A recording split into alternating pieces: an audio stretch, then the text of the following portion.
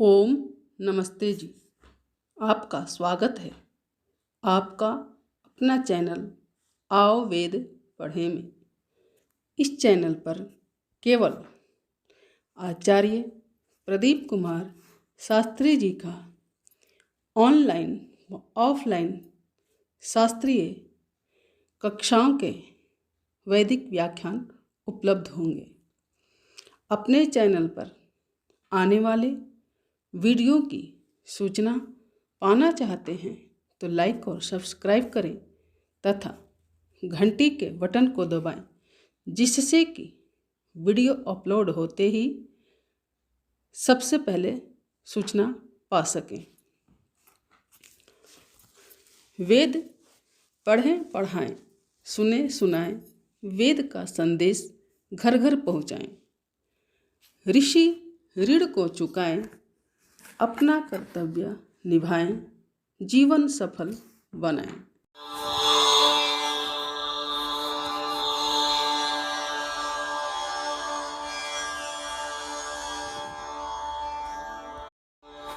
चर्चा कल की गई थी कि वेदों की उत्पत्ति के लिए कितना समय हो चुका है।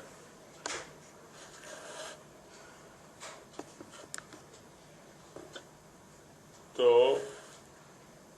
उस पर विचार करते हैं। वेदानाम उत्पत्तौ कियन्ति वर्षाणि व्यतीतानि। वेदानाम वेदों की उत्पत्तौ उत्पत्ति में या उत्पत्ति के विषय में, कियन्ति वर्षाणि, कियन्ति माने कितने, वर्षाणि वर्ष, व्यतीतानि बीत चुके हैं। तो वेदों की उत्पत्ति हुए कितने वर्ष हो चुके हैं, ये जिज्ञासा या प्रश्न यहाँ पर रखा गया। उसके उत्तर में कहते हैं कि अत्रोच्यते, इस विषय में समाधान करते हैं। एको वृंदः, वृंदादि शब्द ये संख्याओं के लिए प्रसिद्ध हैं। अब यहाँ करोड़ शब्द का प्रयोग करते हैं। करोड़ से ऊपर क्या होता है? अरब होता है ना। तो वही वृंद शब्द अरब के लिए है। नीचे से 10 गुणित करते चले जाते हैं, नीचे से 10 गुना करते चले जाएंगे। 1 का 10 गुना 10, 10 का 10 गुना 100, फिर 100 का 10 गुना, फिर आगे बस 10 गुना करते चले जाइए। तो जो 10 गुना करके जो संख्या प्राप्त होवे ना, तो उसके लिए आगे बता रहे हैं स्वामी जी महाराज। तो एको वृंदः, एक वृंद माने एक अरब। षण्णवति कोट्यः, षण्णवति 6 और 90, षट माने 9, 6 और नवति माने 9, तो माने 96 करोड़। कोट्यः करोड़। अष्टौ लक्षाणि, 8 लाख, अष्टौ लक्षाणि। द्विपंचाशत सहस्राणि, द्वि माने 2 और पंचाशत 50, तो 2 और 50 मिलके हो गए 52, तो 52 सहस्त्र हजार। नवशतानि, 900। षट सप्ततिश्च, षट माने 6 और सप्तति माने 70, तो 6 और 70 76 हो गए। तो एतावंती माने इतने। प्रश्न में था कियंती, कितने, उत्तर में आ गया एतावंती, इतने। इसी को संख्याओं में भी आगे दे दिया है। 1 अरब 96 करोड़ 8 लाख 52,975 वर्षाणि व्यतीतानि, इतने वर्ष बीत चुके हैं। कब? जब स्वामी जी ने इस ग्रंथ को लिखा, उस समय है ना, उस समय की गणना है ये। अब तब से लेकर अब तक जितने वर्ष और व्यतीत हो चुके हैं उनको यदि जोड़ देंगे इसमें तो आज की संख्या आ जाएगी। फिर ये संख्या है विक्रमी संवत 1933 की। आगे चर्चा आएगी 1933 विक्रमी संवत। अभी चल रहा है 2077 चल रहा है।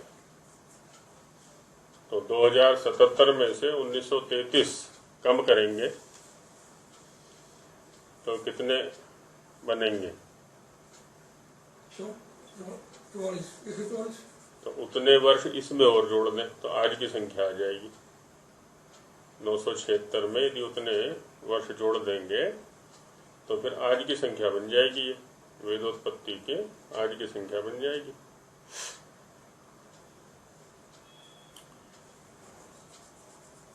इन संख्याओं को कॉपी में लिखते रहें क्योंकि लंबी गणना है फिर आगे। अब चूंकि कैलकुलेटर का अभ्यास हो गया है ना, पहले जो लोग थे उनको तो बुद्धि का अभ्यास था, जो भी संख्या सुनी तुरंत उसका गुणा भाग कर लिया करते थे। अब इस संख्या को आगे सिद्ध करने वाले उसमें गणित की आवश्यकता पड़ेगी। जो संख्या दी है स्वामी जी ने यहाँ पर है, हाँ संख्या दे रखी है ना वहाँ पर नीचे 1 अरब 96 करोड़ वाली। इसको आगे सिद्ध भी तो करेंगे ना, कितना ये बताया कैसे आपने कितने वर्ष हो गए हैं। अच्छा ये तो व्यतीत वर्ष है। व्यतीत माने बीते हुए, जो वर्ष बीत चुके हैं वो है।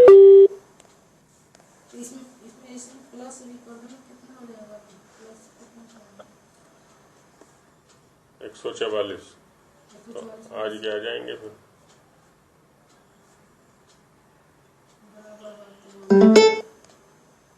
तो सप्त सप्तति तमोयम संवत्सरो वर्तते। सप्त सप्तति माने 77, सप्त माने 7 और सप्तति माने 70। तो 77वां वर्ष ये चल रहा है। 76 वर्ष पूरे हो चुके। अंतिम संख्या खाली ले ली है स्वामी जी ने, सारा ना गिन करके अंतिम संख्या ले ली। उसमें बताया कि 76 वर्ष तो पूर्ण हो चुके। जो ये वेदोत्पत्ति काल दिया ना उसमें 1 अरब 96 करोड़, तो अंतिम जो संख्या है वो 76 है। तो 76 वर्ष तो बीत चुके और 77वां वर्ष ये चल रहा है। ठीक है ना? इन्होंने लिखना शुरू किया। हाँ, उस समय जैसे किसी से किसी की अवस्था पूछी जाए कि आपकी अवस्था क्या है, या आपको कार्य करते हुए कितने वर्ष हो गए, वो तो कुछ भी पूछ सकते हैं हम। तो एक तो वर्तमान संवत्सर को जोड़ के बताने की परंपरा है और एक ये है कि बीते हुए संवत्सरों को बताने की परंपरा है ना। दोनों प्रकार से हम बताया करते हैं। किसी व्यक्ति को उत्पन्न हुए 50 वर्ष हो गए तो वो कहेगा कि मेरी अवस्था 50 वर्ष है। 51वां चल रहा है, अथवा 51 भी बोल देते हैं। कुछ लोग चलते हुए वर्ष को भी बोल दिया करते हैं। इसीलिए जिनके पास में आर्य समाज की पत्रिकाएं आती हैं उनमें प्रायः सृष्टि संवत लिखते हैं। सृष्टि संवत है, दयानंदाब्द है और कई प्रकार के वत्सर लिखते हैं। तो 1 वर्ष का अंतर जो है इसमें मिल जाता है। 1 वर्ष का अंतर इसमें रहता है। तो वो इसीलिए रहता है, कुछ तो अतीत वर्ष को लिखा करते हैं और कुछ जो इस समय चल रहा है उसको लिख दिया करते हैं। तो कोई मौलिक भेद नहीं है, केवल अभिव्यक्ति में भेद है। कोई यदि ये कहता है कि मेरी अवस्था 70 वर्ष है तो वो व्यतीत वर्षों को कह रहा है। कोई कह रहा 71 वर्ष है वही व्यक्ति, तो इसका मतलब 1 वर्ष उसने उसको भी जोड़ लिया जो चल रहा है ना। दोनों प्रकार से व्यवहार हो जाया करता है। क्योंकि नहीं, ये व्यावहारिक दशा है। जैसे किसी संख्या को लेते हैं हम,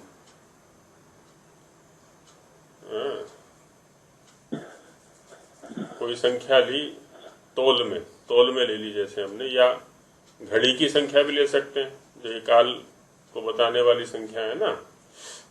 अभी कितने बजे हैं, तो कोई कहेगा कि 9 बजे हैं।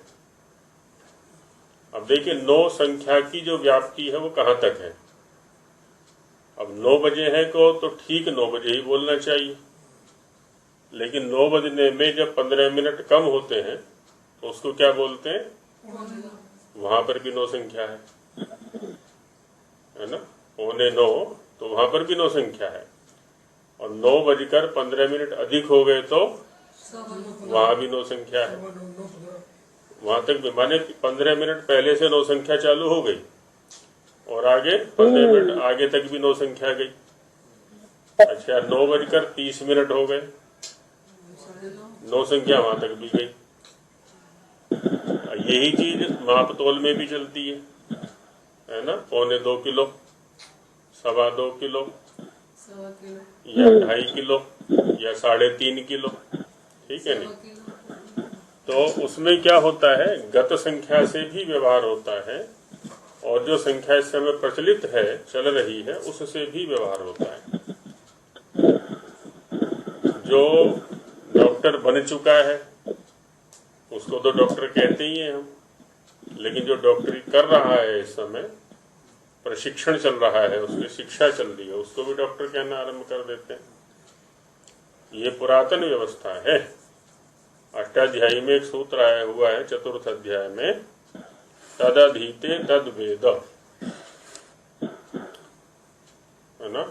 जैसे एक व्यक्ति ने व्याकरण का अध्ययन कर लिया है तो उसको हम कहते हैं वैयाकरण, और कहते हैं जो इस समय व्याकरण का अध्ययन कर रहा है वो भी वैयाकरण है।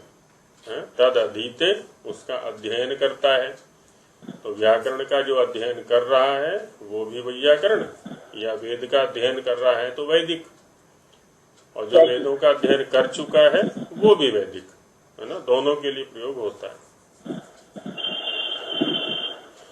तो स्वामी जी ने यहाँ पर स्पष्टता के लिए दोनों संख्याएं अलग अलग लिख दी हैं कि इतने वर्ष बीत चुके हैं, इसलिए व्यतीतानी शब्द का प्रयोग वहां पर किया है। और दूसरे में क्या किया है, सप्त सप्तति तमोयम संवत्सरो वर्तते, 77वां वर्ष ये चल रहा है ना। दोनों में विवेक करके दिखा दिया है, जिससे कि कोई संदेह की स्थिति न रहे, है ना। 77वां वर्ष ये चल रहा है।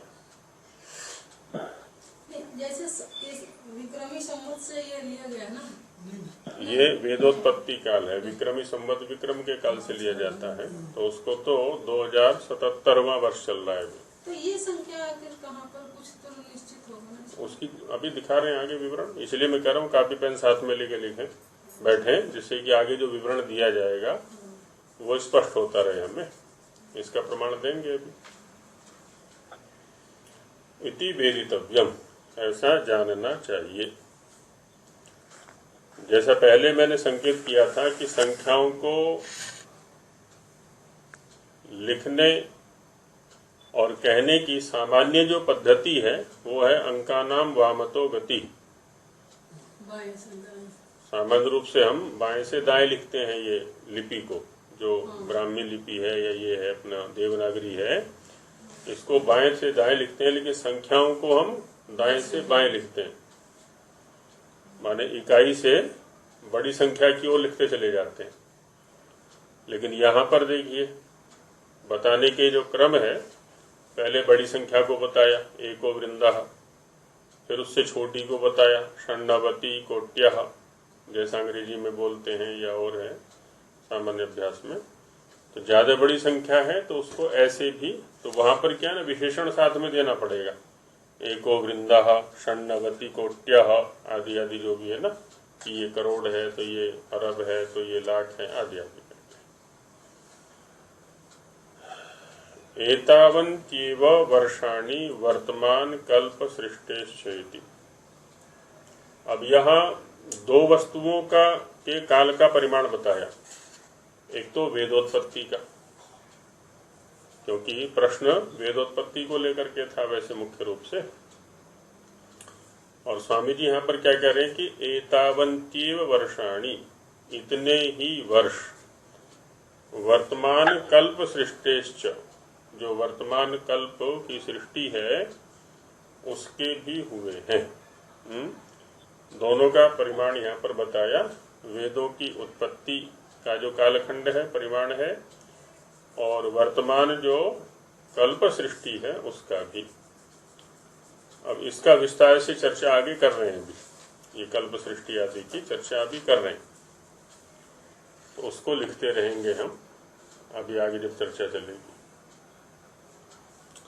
अब यहाँ प्रश्न किया फिर से कि कथम विज्ञायते ही एतावन्त्येव वर्षाणि व्यतीतानि।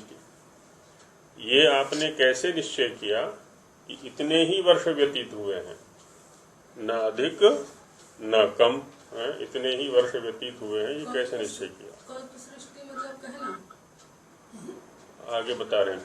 कल्प भी एक कालखंड का नाम है। जैसे छोटे कालखंड जो हमारे व्यवहार में आते हैं उनको हम क्या कहते हैं? दिन, घंटा, दिन, रात, या सप्ताह, पक्ष, मास, वर्ष, ऐसे कहते हैं। तो ऐसे ही बड़े कालखंडों में कल्प एक मान है, परिमाण है। तो अब किसी से कोई पूछे कि तुम्हारी अवस्था कितनी है, उसने बताया कि 70 वर्ष। कहते तुम्हें किसने बताया कि तुम्हारी अवस्था 70 वर्ष हो गई है? गिनते चला रहा है जिस दिन से। पहले तो मुझे नहीं पता था, बता दिया कि अब तुम 10 वर्ष के हो गए हो। या स्कूल का सर्टिफिकेट देखा, या आजकल वो बनता है जन्म प्रमाण पत्र बनता है तो उसमें देखा, और तब से गणना करके। अच्छा, कोई ना कोई प्रतिवर्ष पूछता भी रहता है, अभी कितने वर्ष के हो गए, कितने वर्ष के हो गए। बाद में फिर सर्विस काल में, है ना, सेवा काल में भी जो है कुछ ना कुछ परिवर्तन होते रहते हैं कि अब इतने वर्ष के हो गए तो ये प्रगति हो जानी चाहिए, आदि आदि। तो बार बार गणना होती रहती है। ठीक इसी प्रकार से हमारी जो वैदिक परंपरा है उसमें भी सृष्टि के आरंभ से लेकर अब तक गणना की परंपरा है। कर्मकांड जो वैदिक चलता है उसमें क्या है? संकल्प पाठ कराया जाता है, और संकल्प पाठ में इस गणना को रखा जाता है वहां पर। और गणना भी पुरानी चीज है ना। हाँ, क्योंकि संकल्प पाठ में क्या करते हैं हम, जिस कालखंड में उस कर्मकांड को किया जा रहा है, यज्ञ को किया जा रहा है, तो उस काल का, उस समय का परिचय दिया जाता है। हम किस स्थान पर बैठे हैं और किस समय में बैठे हैं, उस समय का परिचय दिया जाता है। इस समय सूर्य की स्थिति क्या है, चंद्रमा की स्थिति क्या है, हमारे आसपास के नक्षत्रों की स्थिति क्या है, पृथ्वी की स्थिति क्या है ना, दक्षिणायन है कि उत्तरायण है, कौन सा ऋतु चल रहा है, कौन सा वर्ष चल रहा है। तो उस पूरे काल का परिचय दिया जाता है कि हम किस काल में बैठ करके इस कर्म को संपन्न कर रहे हैं। उस कर्म के अनुसार से गणना हो जाएगी। हाँ, और वैसे ही देश का भी परिचय देते हैं, स्थान का परिचय देते हैं कि इस पृथ्वी पर किस भूखंड के ऊपर हम बैठे हैं, उस भूखंड के अंदर और जो अवान्तर विभाग हैं, आर्यावर्त है, आर्यावर्त में कहाँ है, हरियाणा है, हरियाणा में कहाँ है, सोनीपत है, सोनीपत में कहाँ है, अमुक सेक्टर के अंदर है, अमुक सेक्टर में कहाँ है, अमुक नंबर वाले मकान के अंदर है, आदि आदि पूरा परिचय वहां पर दिया जाता है। तो और ये परंपरा हमारी प्राचीन है, कोई नवीन नहीं है, अधुनातन नहीं है। तो उस जो प्राचीन काल से चली आ रही ये गणना परंपरा है, उसके आधार पर हमने इसको रखा है। तो वही कह रहे हैं यहाँ पर, अत्र आह, इस विषय में बताते हैं कि अस्याम वर्तमानायाम सृष्टौ, इस वर्तमान सृष्टि में, वर्तमान माने जो सृष्टि इस समय चल रही है,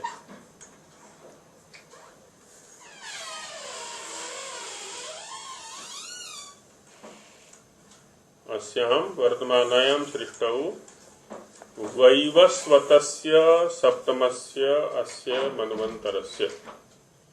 मनवंतर क्या है इसको बताएंगे अभी आगे, कि इस समय क्या कौन सा मनवंतर चल रहा है। वैवस्वत मनवंतर चल रहा है, और वो कौन सा, सातवां मनवंतर। मनवंतर क्या है अभी बताने वाले हैं आगे। ये जो भी गणना किया है स्वामी जी ने अपनी ग्रंथ रचना के समय का पूरा दे रहे हैं। उस समय का परिचय दे रहे हैं जिस समय ये ग्रंथ रचना चल रही है। तो इसलिए कह रहे हैं कि अस्याम वर्तमानायाम सृष्टौ, इस वर्तमान सृष्टि में, वैवस्वतस्य सप्तमस्य अस्य मनवंतरस्य, है ना। वैवस्वत आदि क्या है ना, ये मनवंतरों के नाम है, आगे बता रहे हैं अभी। और ये वैवस्वत नामक जो मनवंतर है वो सातवां है। तो इस सातवें मनवंतर के इदानीम वर्तमानत्वात्, इस समय वर्तमान होने से, अस्मात् पूर्वम षण्णाम मनवंतराणाम व्यतीतत्वात् चेति। अब देखिए वैवस्वत क्या है, मनवंतर का नाम, और वो वैवस्वत कौन सा है, क्रम पर सातवां। अभी जो सप्तम शब्द है ये क्या बता रहा है हमें, कि इससे पहले 6 मनवंतर बीत चुके हैं, ये बता रहा है। एक होता है संख्या शब्द, 1 2 3 4 आदि, और संख्या शब्दों से ही एक शब्द बनता है स्थानवाची। स्थानवाची कैसे बनता है, पहला, दूसरा, तीसरा, चौथा, पांचवा, छठा, सातवां, आठवां। प्रथमः, द्वितीयः, तृतीयः, चतुर्थः, पंचमः, षष्ठः, सप्तमः आदि, है ना। ये स्थानवाची शब्द है, कौन से स्थान पर बैठा है व्यक्ति या वस्तु, जो कुछ भी हो सकता है। तो सप्तमः कहने से क्या हुआ, 7वें स्थान पर जो बैठा हुआ है ना, 7वां मनवंतर। और ये 7वां शब्द हमें बता रहा है कि 6 मनवंतर पहले जा चुके हैं, बीत चुके हैं। तो वही दिखाया कि मनवंतरस्य इदानीं वर्तमानत्वात् अस्मात् पूर्वम षण्णाम मनवंतराणाम व्यतीतत्वात् चेति। इससे पूर्वम पहले, षण्णाम 6, मनवंतराणाम मनवंतरों के, व्यतीतत्वाच्च इति माने बीत जाने से, है ना। तो ये अब मनवंतरों की गणना करनी पड़ेगी हमें।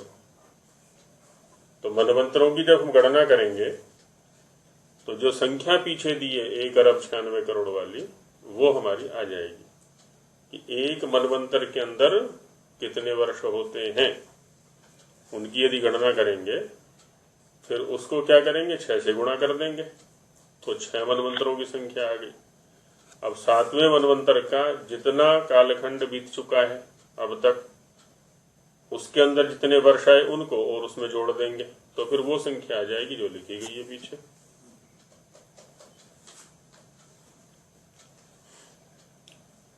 तद्यथा अब दिखा रहे मनवंतर कि स्वायंभव, स्वारोचिष, औत्तमिस, तामसो, रैवतस, चाक्षुषो, वैवस्वतस।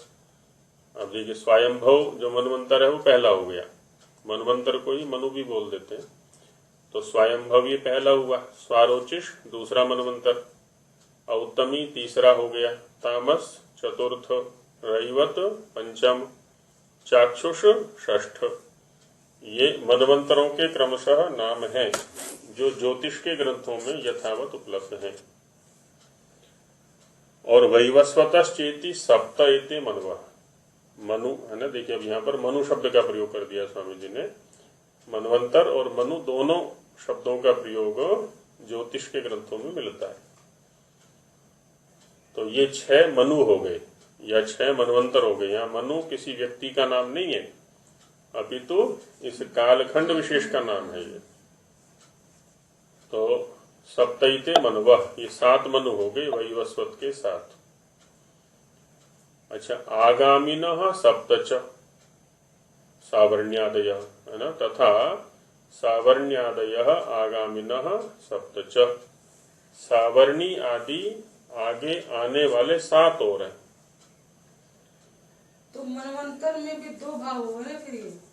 नहीं, ये तो गिना दिए, गिना है, बीच में खड़े हैं हम बीच में खड़े हैं, 7वें पर 6 बीत चुके हैं, 7 और बाकी हैं। कुल 14 है। नहीं, वैवस्वतः और सावर्णी। वैवस्वत हो गया 7वां, अच्छा अच्छा सावर्णी आदि 7 और आगे आने हैं, अच्छा। सावर्णी आदि आगे और 7 आने हैं। ये 8वां है सावर्णी। ये लगा लो। जैसे एक मनुष्य शरीर का मान सामान्य रूप से 100 वर्ष माना, 100 वर्ष है नहीं, हालांकि फिर भी मान लिया। अभी कहाँ खड़े हैं हम? 50वें वर्ष पर। बीत कितने चुके हैं? 50, है ना, 49। 50वां वर्ष चल रहा है तो 49 बीत चुके हैं, 50वां चल रहा है। कितने और बाकी हैं? कहते हैं जी 50 और बाकी है। 51 में से शुरू को करके हाँ, 50। तो ऐसे गणना कर दी, जहाँ खड़े हैं वहां से लेकर के 51 आदि कुल 100। 51 आदि। तो इस प्रकार से कुल 100 की गणना पूरी हो जाएगी। सावर्ण आदि जोड़ेंगे 8वां हो गया। सावर्णी जो है 8वां हो जाएगा। तो आगामीना सप्तच एते मिलित्वा 14 एव भवन्ति, ये सारे मनवंतर मिलकर के 14 हो जाते हैं।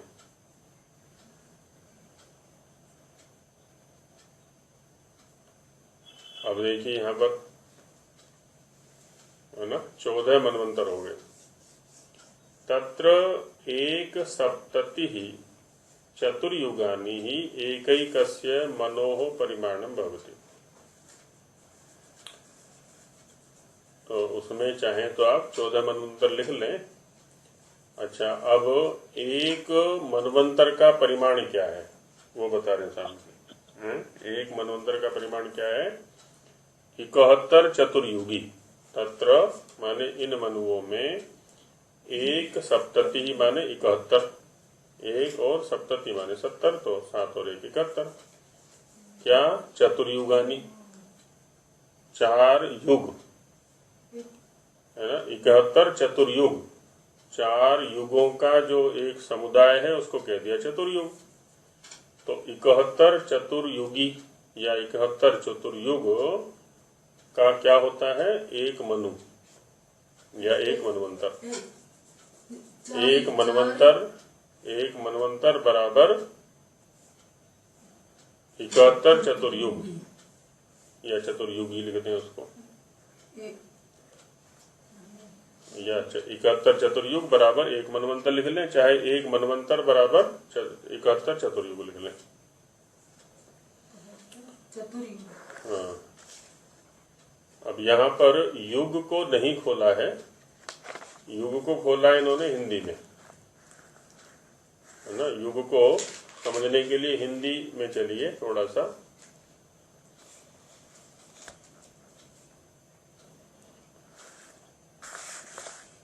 इसमें दिखा दिया ना हिंदी में बीच में, ये जो की गणना इस प्रकार से है। हाँ, 17,28,000 वर्ष का नाम सती रखा। ये हाँ यहाँ पर आया। अब इससे पहले देखिए वहां पर शायद ब्रैकेट में दिया है कि नहीं पता नहीं, दिया ऐसे 14 मनवंतर एक ब्राह्म दिन में होते हैं। इससे पहले जहां पढ़ रहे थे ना, अब 100 उसकी गणना इस प्रकार से की है, इससे पहले आपके यहाँ नहीं होगा, यहाँ कोष्टक में दिया है। ये सब मिलके 14 मनवंतर होते हैं। ठीक है, इसके बाद बोल रही प्रकृति में। और 71 चतुर्युगियों का नाम मनवंतर धरा गया है इसके बाद। इसके बाद बोल रहे तो 14 मनवंतर का एक ब्राह्म दिन होता है, और इतने ही परिमाण की ब्राह्मी रात्रि होती है। जैसे अभी हम जिसको दिन रात कहते हैं ना, वो मानव कहलाते हैं। एक मानव दिन कितने घंटे का है जी? 12 घंटे का। सामान्य ले लिया हमने, और एक मानव रात्रि कितने घंटे की है? 12 घंटे की है ना। 12 करके 24 घंटे कर लिया हमने। ऐसा जो कथन होता है ना, इसको बोलते हैं मध्यम मान। वस्तुतः तो 12 घंटे की वर्ष में 2 बार होते हैं, बाकी तो कम अधिक होते रहते हैं वो, उत्तरायण में और दक्षिणायन में। उत्तरायण में दिन का परिमाण बढ़ जाता है, रात्रि का कम हो जाता है। दक्षिणायन में रात्रि का परिमाण बढ़ जाता है और दिन का परिमाण कम हो जाता है। पर व्यवहार के लिए, समझने समझाने के लिए क्या करते हैं, एक मध्यम मान बना लिया जाता है। तो मध्यम मान के अनुसार जैसे कहते हैं कि 24 घंटे के दिन रात होते हैं, अहोरात्र होते हैं, तो इसको हम सौर भी कह सकते हैं। सौर माने सूर्य संबंधित, क्योंकि सूर्य के आधार पर ही तो हम कह रहे हैं ना। सूर्य के उदय से लेकर के अस्त तक का जो काल है उसको दिन कह दिया हमने, और सूर्य के अस्त से लेकर के उदय तक का जो काल है उसको रात्रि कह दिया सामान्य रूप से। मेरे ख्याल में ये 24 घंटे पूरे नहीं होते होंगे, कुछ कम बच्चे होते होंगे। हाँ, वो अलग अलग है थोड़ा सा। तो एक वो ले लेते हैं बस, मध्यम मान। इसको मध्यम मान बोल दिया जाता है। ऐसे ही चंद्रमा के स्तर पर गणना होती है, नक्षत्रों के स्तर पर गणना होती है, आदि आदि, उस विषय को छोड़ देते हैं।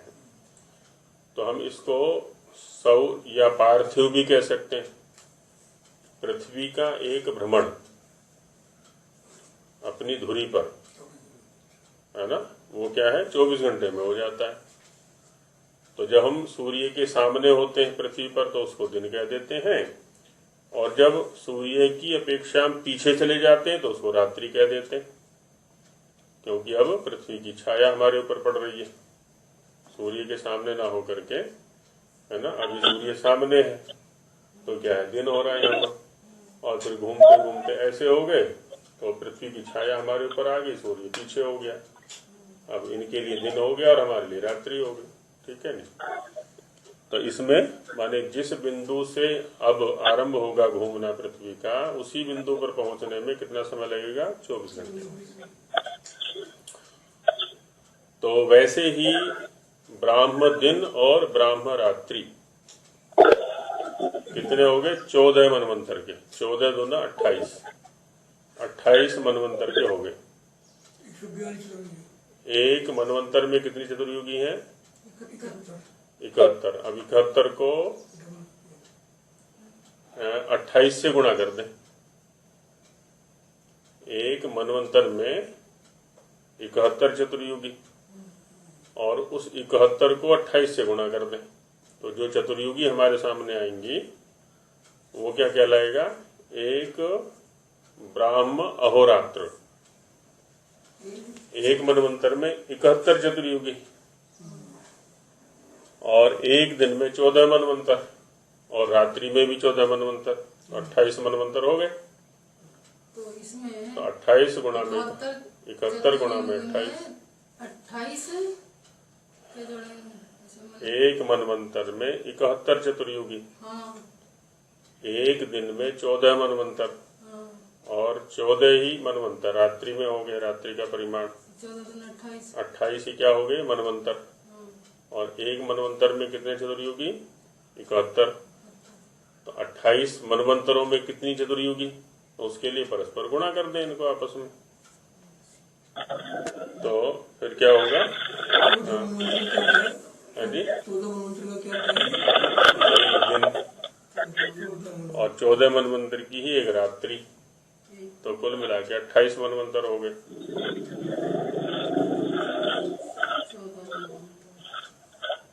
ठीक है ना। इसको कापी पर गणना करते रहे। 1988 है जी। तो ये क्या हो गया, एक ब्राह्म अहोरात्र, इसको बोलेंगे ब्राह्म अहोरात्र, ब्रह्म संबंधी दिन रात्र। अहोरात्र माने दिन रात।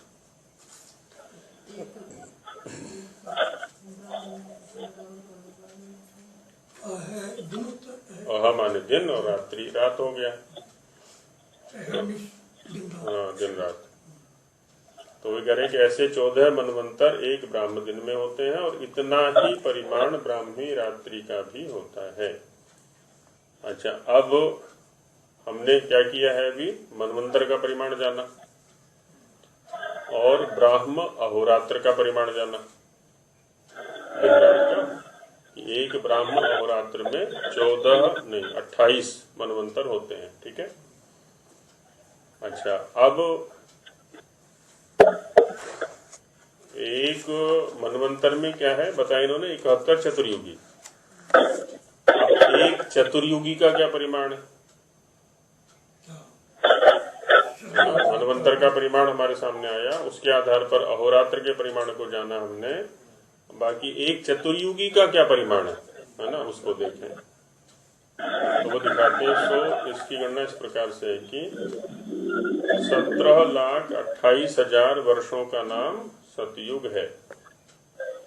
इसको सरलता से समझने के लिए देखिए, यहाँ से तीसरी पंक्ति में कलयुग की चर्चा की है ना, कलयुग से डबल द्वापर है, तो 4 गुना 4,32,000। 4,32,000 क्या है? कलयुग है। कलयुग का परिमाण है 4,32,000 वर्ष। 4,32,000 वर्ष का सृष्टि का 4,32,000 समझने में सुविधा होगी, ऐसे जैसे बोल रहा हूँ मैं। 4,32,000 तो 4,32 और आगे 3 शून्य रख दिए हमने उसके। इसको दुगुना करेंगे तो द्वापर का काल आ जाएगा। कलयुग को दुगुना कर देंगे, यदि कलयुग को दुगुना कर देंगे तो द्वापर का काल आ जाएगा 8,64,000। 4,32,000 था कलयुग का मान, तो उसको दुगुना कर दिया तो 8,64,000 ये आ गया द्वापर का मान। ये वर्षों में है यहाँ पर। अच्छा, कलयुग को तिगुना कर देंगे, कलयुग को तिगुना कर देंगे तो ये त्रेता का मान आ जाएगा। त्रिगुणित हो गया तिगुना, तो ये 12,96,000। 12,96,000 ये त्रेता का परिमाण हो गया। और कलयुग को ही 4 से गुणा कर देंगे तो वो क्या आ जाएगा? सतयुग का मान आ जाएगा। कलयुग का 4 गुना 17,28,000 वर्ष। और इनके टोटल करने का एक लघुतम उपाय ये है, जो सबसे छोटी संख्या है ना उसमें 1 शून्य बढ़ा दे तो चारों का टोटल आ गया। कलयुग की संख्या में 1 शून्य बढ़ा देंगे तो चारों संख्याओं का योग आ जाएगा।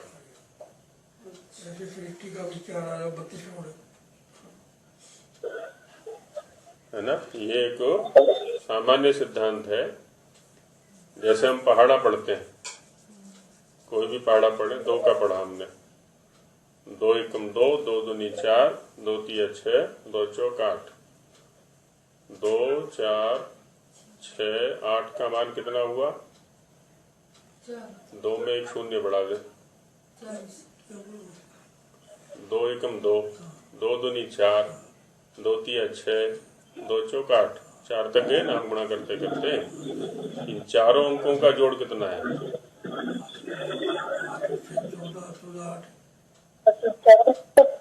20, 40, 60, 120,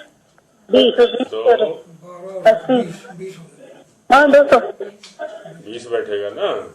तो जो प्रथम अंक है उसमें शून्य बढ़ा दें तो चारों अंकों का टोटल आ जाता है। अब कितने भी बड़ी से बड़ी संख्या को हम ऐसे गुणित कर सकते हैं, माने 4 तक गुणा करेंगे हम।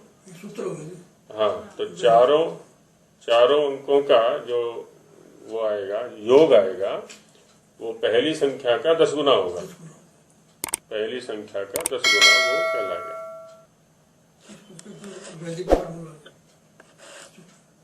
तो ऐसा रहेगा यहाँ पर। तो वही यहाँ भी काम कर रहा है। तो वो क्या आ जाएगा, एक चतुर्युगी का मान आ जाएगा, है ना। एक चतुर्युगी का मान आ गया। अब देखिए नीचे लिखा है चतुर्युगी का मान 43,20,000। अब यहाँ पर क्या हुआ, एक शून्य बढ़ा ना खाली।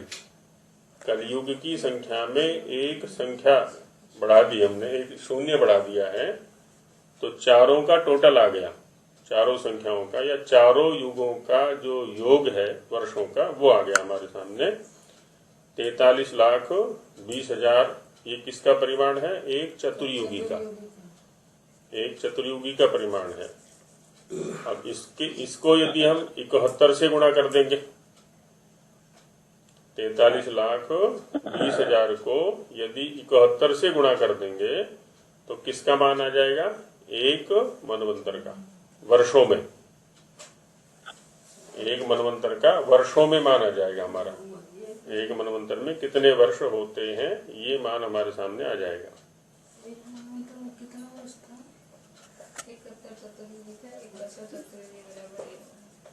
71 चतुर्युगी बराबर एक मनवंतर। और एक मनवंतर में कितने वर्ष हुए, ये जानने के लिए एक चतुर्युगी का जो वो है मान है, उसको 71 से गुणा कर दें तो एक मनवंतर। अभी तो हमने चतुर्युगियों में जाना मनवंतर के मान को, अभी हम इसके वर्षों में जान लेंगे। फिर यदि हम उसको 71 से गुणा कर देंगे एक चतुर्युगी के मान को, एक चतुर्युगी का मान है 43,20,000, तो 43,20,000 गुणा में 71 बराबर एक मनवंतर का काल, क्योंकि एक मनवंतर में 71 चतुर्युगी होते हैं, इसलिए तो वही दिखा रहे हैं ना आगे। चतुर्युगी अर्थात 30,67,20,000, इतना हो गया एक मनवंतर का काल। 30 करोड़ उसी में दिया हुआ है भाष्य भूमिका में, 30 करोड़ हिंदी में 67,20,000। ये क्या आ गया जी हमारा, एक मनवंतर का मान वर्षों में, है ना। पहले चतुर्युगियों में देख रहे थे, तो ये वर्षों में आ गया। इतने वर्ष का एक मनवंतर होता है। अब ये मनवंतर की वर्ष संख्या हो गई, और इस संख्या को यदि 28 से गुणा कर दें, है ना, 14 से गुणा करेंगे तो एक ब्राह्म दिन का मान वर्षों में आ जाएगा, एक दिन का अथवा एक रात्रि का। और 28 से गुणा करेंगे तो एक अहोरात्र का, माने दिन रात का मान आ जाएगा। जैसे एक मानव अहोरात्र 24 घंटे का होता है, तो वैसे एक जो ब्राह्म रात और दिन मानव अहोरात्र दिया जाएगा। ये अभी जो चल रहे हैं, तो इन्हीं से तो हमारे उसकी गणना होती है ना, हमारी अवस्था की। तो ये क्या हो गया जी, एक ब्राह्म अहोरात्र, कितना, 14 मनवंतर का, 14 दूनी 28 मनवंतर का। 28 का। अच्छा, 28 मनवंतर का हुआ एक अहोरात्र, ठीक है। अब 30 अहोरात्र का एक ब्राह्म दिन, ब्राह्म मास। अच्छा 30 ब्राह्म अहोरात्र का, है ना, 30 ब्राह्म अहोरात्र का एक ब्राह्म मास हो जाएगा वो। 30 ब्राह्म अहोरात्र बराबर एक ब्राह्म मास, जैसे हम 30 दिन का महीना मानते हैं, ऐसी वो ब्राह्म मान आ गया वहां पर वो। अच्छा, अब इसके लिए क्या करेंगे हम, एक दिन में कितने मनवंतर, एक अहोरात्र में कितने मनवंतर थे, 28। अब 28 को यदि 30 से गुणा करेंगे तो एक महीने के मनवंतर हमारे सामने आ जाएंगे, हैं? कितने मनवंतर आ गए, उसके बाद भी गुणा करोगे एक साल का। फिर वो एक ब्राह्म वर्ष आ जाएगा, है ना। माने 30 को जब 28 से गुणा किया, मनवंतर आए हमारे सामने, तो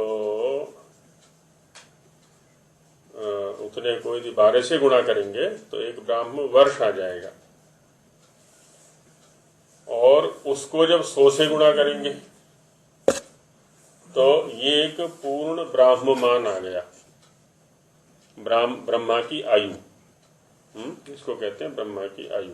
एक ब्रह्मवर्ष गुणा 100, एक ब्रह्मवर्ष, हाँ, गुणा 100 कर देंगे हम उसको, एक ब्रह्मा की आयु, एक ब्रह्मा की वायु, आयु। और ये जो ब्रह्मा की आयु आएगी ना, वो कितनी आएगी? 36,000 बार सृष्टि का बनना बिगड़ना, माने 36,000 ब्राह्म अहोरात्र। सृष्टि का बनना बिगड़ना। ये क्या है? मुक्ति काल, जिसको स्वामी जी ने मुक्ति काल कहा है ना।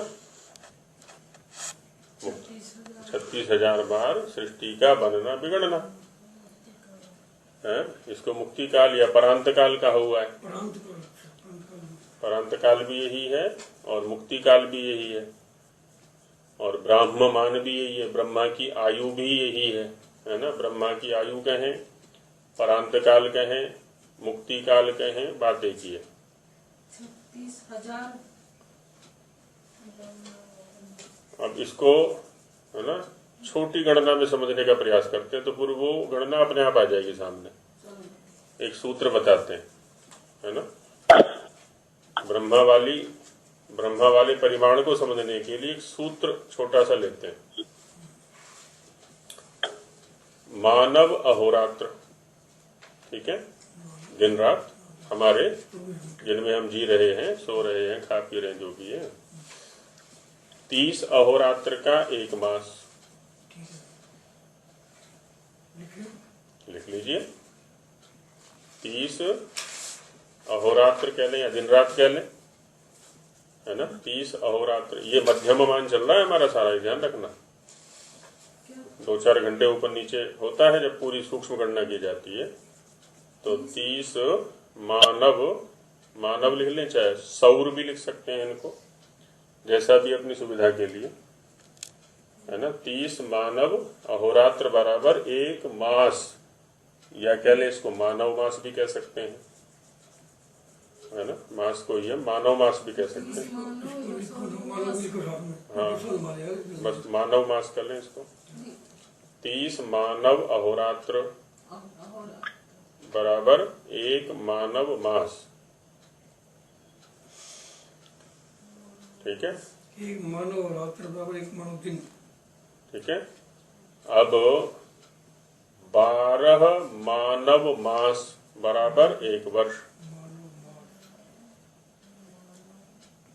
मास बराबर एक वर्ष हो गया। अच्छा, एक वर्ष में कितने अहोरात्र हुए इस गणना के अनुसार? और इधर उधर मत जाना, वो तो कई प्रकार के हो सकते हैं, जो गणना हमारी चल रही है। एक वर्ष में अहोरात्र, हाँ, 360। इसके अनुसार आप 365 आप दूसरे प्रकार से बोल रहे हैं, वो अलग गणना है। अच्छा, वो इसके अनुसार हमने एक 360 बैठेंगे ना, क्योंकि एक मास में 30 माने हमने, तो भारतीय 36, 360 हो गए। अब 360 को 100 से गुणा कर दो, 360 गुणा में 100, दिन, 360 दिन नहीं, अहोरात्र, अच्छा अहोरात्र, मानव अहोरात्र, 360 मानव अहोरात्र आ गई है एक वर्ष में। अहोरात्र, ठीक है। अब इस ये 360 को 100 से गुणा कर दीजिए, गुणा में 100, है ना। 100 से गुणा करने का सीधा तरीका होता है 2 शून्य लगा दें मूल संख्या में, तो 36,000 आएगी नहीं। 36,000 मानव अहोरात्र, अहोरात्र या दिन रात, यही 36,000 वहां ब्रह्मा की आयु में बनते हैं। जो ये 36,000 दिन रात मानव की आयु में निकाले हमने अभी, ये तो होगी मानव की आयु। मानव की आयु कितनी हुई? 36,000 दिन रात।